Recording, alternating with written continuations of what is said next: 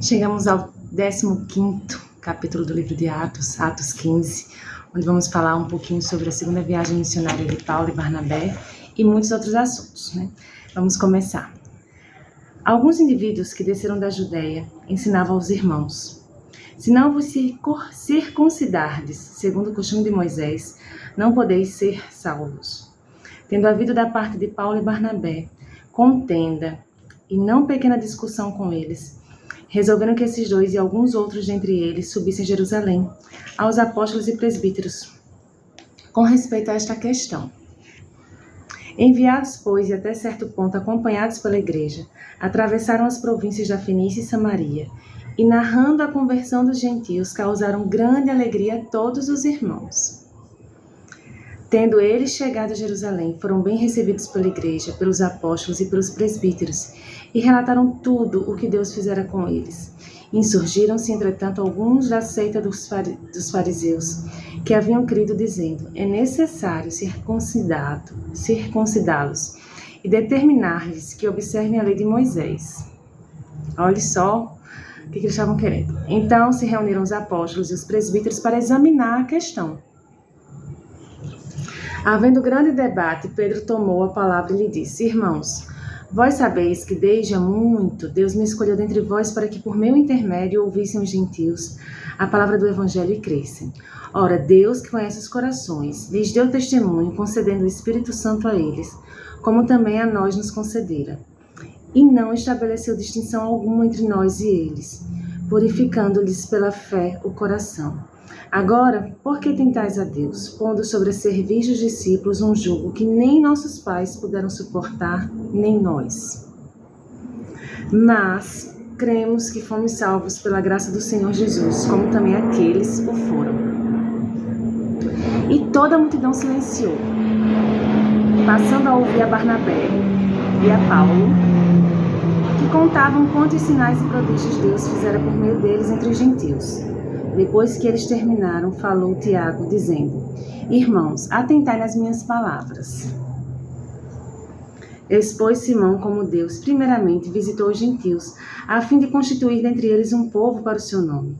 Conferem com isto as palavras dos profetas, como está escrito: cumpridas estas coisas, voltarei e reedificarei o tabernáculo caído de Davi, e levantando-o de suas ruínas, o restaurarei, para que os demais homens busquem o Senhor e também todos os gentios sobre os quais tem sido invocado o meu nome.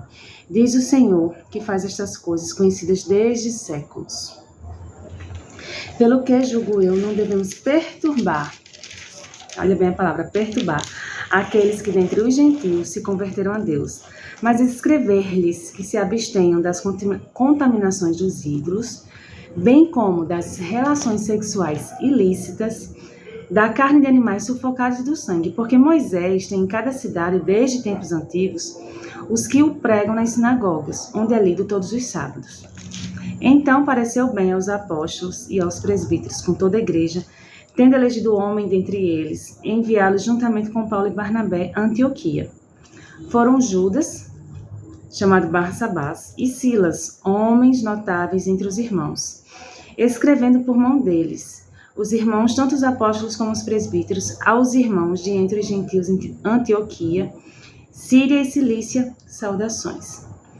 Visto sabermos que alguns que saíram de entre nós, sem nenhuma autorização, vos têm perturbado com palavras, transtornando a vossa alma, pareceu-nos bem, chegados a pleno acordo, eleger alguns homens e enviá-los a vós outros com os nossos amados Barnabé e Paulo, homens que têm exposto a vida pelo nome do nosso Senhor Jesus Cristo. Enviamos, portanto, Judas e Silas, os quais pessoalmente vos dirão também estas coisas, pois pareceu bem ao Espírito Santo e a nós não vos impor maior encargo além destas coisas essenciais, que vos abstenhais das coisas sacrificadas a ídolos, bem como do sangue, da carne de animais sufocados e das relações sexuais ilícitas. Destas coisas farei bem se vos guardardes. Saúde. Assim que ele termina. Os que foram enviados desceram logo para Antioquia e, tendo reunido a comunidade, entregaram a epístola. Quando a leram, sobremaneira se alegraram pelo conforto recebido, Judas e Silas, que eram também profetas, consolaram os irmãos com muitos conselhos e os fortaleceram.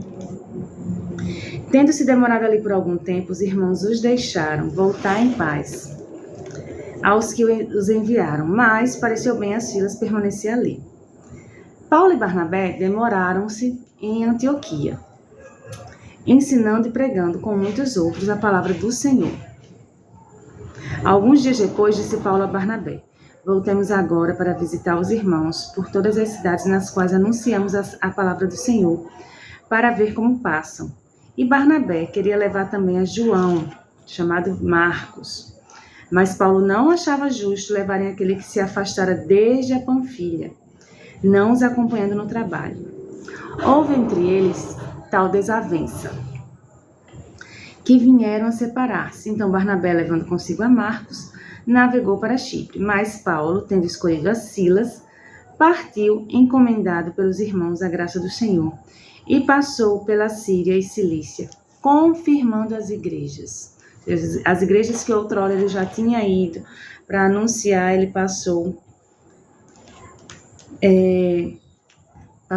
confirmando as igrejas. Sobre essa desavença, essa separação que houve entre Paulo e Barnabé, a falta de apoio de Barnabé aos cristãos gentios pôde ter também contribuído para a discordância a respeito de Marcos. Embora o restante de Atos não contenha mais nenhum registro de Paulo trabalhando com Barnabé.